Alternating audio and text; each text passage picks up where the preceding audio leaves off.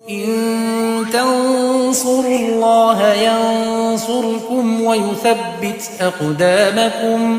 Dari Fulan di Makassar, Ustadz, Afwan, bagaimana memberi nasihat kepada teman yang isbal?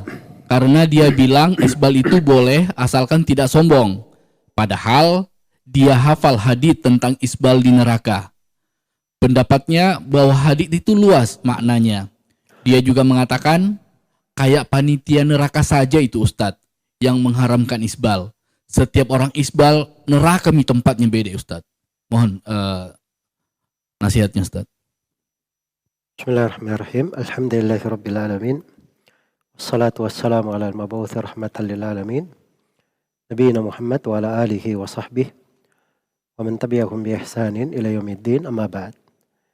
Ya memang isbal itu hal yang ada silam pendapat di tengah ulama. Kalau orang yang menurunkan kainnya itu dia tidak sombong. Bukan maksud sombong, apakah itu haram atau tidak, atau makruh. Iya. Memang ada dari sejumlah ulama yang membolehkan. Sejumlah ulama yang membolehkan. Tapi yang membolehkan itu alasannya lemah. Ya, dan pendalilannya juga tidak kuat. Itu bertentangan dengan hadits-hadits yang tegas di dalam masalah isbal, seperti di dalam hadits riwayat Bukhari, ma asfala minal ka'baini fahuwa finnar.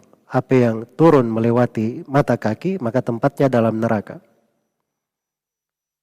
Di antaranya hadits di dalam riwayat Muslim, thalathatun la yukallimuhumullahu yawmal qiyamah wa la yanzuru ilaihim wa la yuzakkihim wa lahum adzabun alim.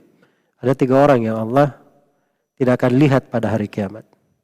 Tidak akan disucikan dan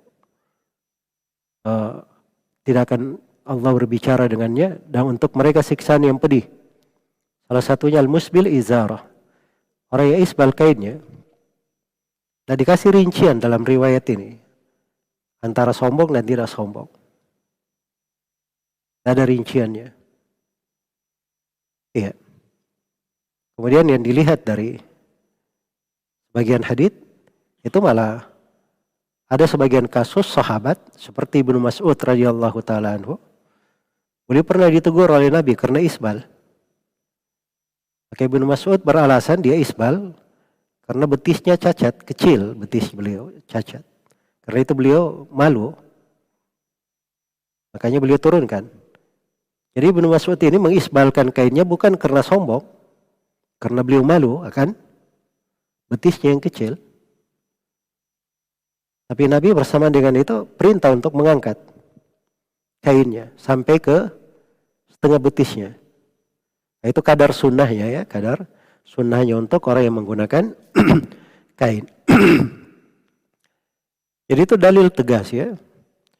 Hanya saja orang-orang yang terlalu memaksakan pendapat bahwa orang yang membolehkan isbal bukan karena sombong ini pasti keliru, itu tidak benar ya.